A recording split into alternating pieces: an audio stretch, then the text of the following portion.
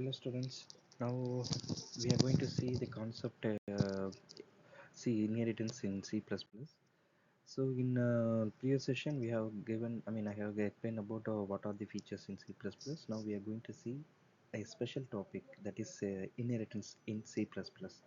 So when compared to C, in C there is no such a concept called code reusability, whereas here in C++ we have called code reusability. What is the meaning for code reusability? One single code can be used for multiple purposes. Yes, one time you are going to write the code, that code can be used further. This exists only in C++, not in C. So come to the inheritance. What is inheritance?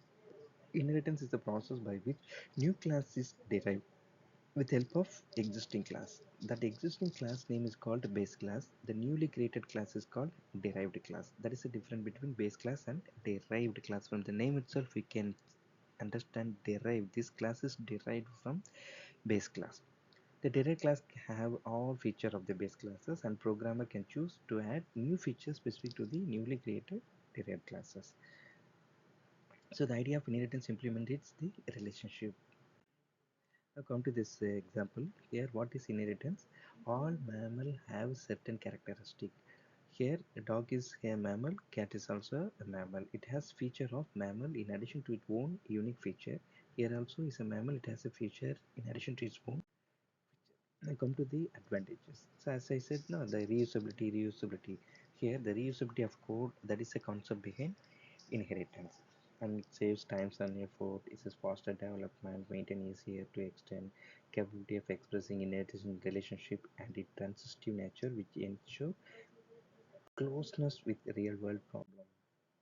This is a syntax for inheritance. How to create new class with help of existing. How to create new class with help of existing. Class derived class name colon access specifier base class.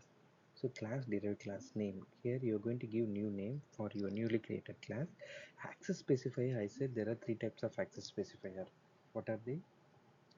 Private, protected, and public. Private, protected, and public. Followed by base class name. Followed by base class name. Open brace, content of the newly created class, and close brace. Um, Here example, you can see class animal is a base class.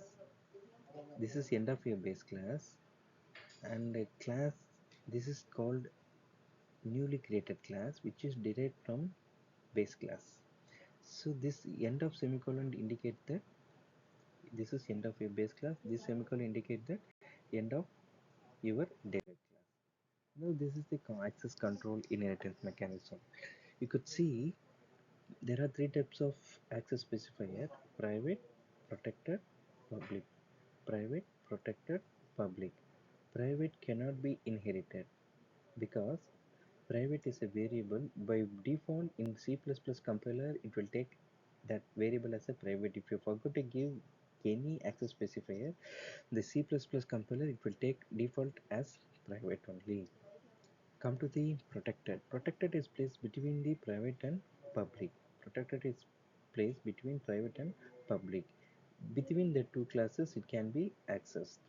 Between the two classes it can be accessed.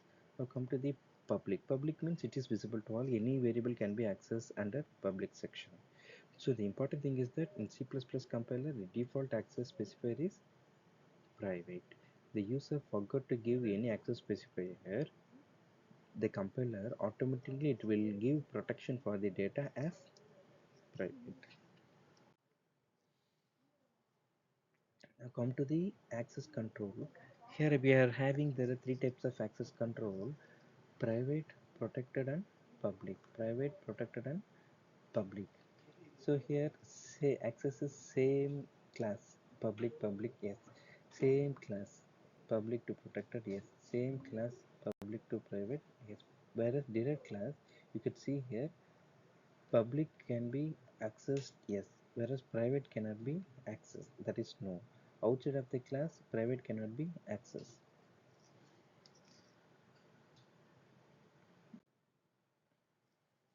Here in this table it's clearly mentioned that private, protected, public, private, protected, public, public, public can be accessed. Public can be accessed. Private cannot be accessed. And private protected become private to class, and private public become private to class. Similarly, public cannot be converted into, here you can see, it is not inherited. Public private cannot be not inherited, and public can be inherited. So this is the second example, visibility mode and its inheritance. Here you can see, anyway, wherever you're going to give private, the private cannot be accessed outside of the class. It is not inherited, which is not inherited, and which is not inherited. Whereas public, which can be inherited because it is given under public section, it can be visible to n number of class. Here come to the program. Here class name is base, uh, derived class name is child. This derived class child is occurring base class property via private. That means whatever the private declared here will become private to child only. Similarly here, private member of base class is private only, here also private. So you are creating new class. The new class name is called child, and which is going to inherit properties from base as a protected access specified. Here public. Here what are the data member under private, we cannot convert it to public. Private is always private only, whereas public can be converted into private. Private cannot be converted into public. Next one is the types of inheritance. Yes, we are aware about these types of inheritance. There are five types of inheritance: single inheritance, multiple inheritance, multi-level inheritance, high period, and hierarchy inheritance. So what will be single? Single inheritance means one base class, one derived class is called single inheritance. The example is, this is one base class, this is derived class. This derived class name is course, base class name is student. So this course derived class going to inherit property from student publicly.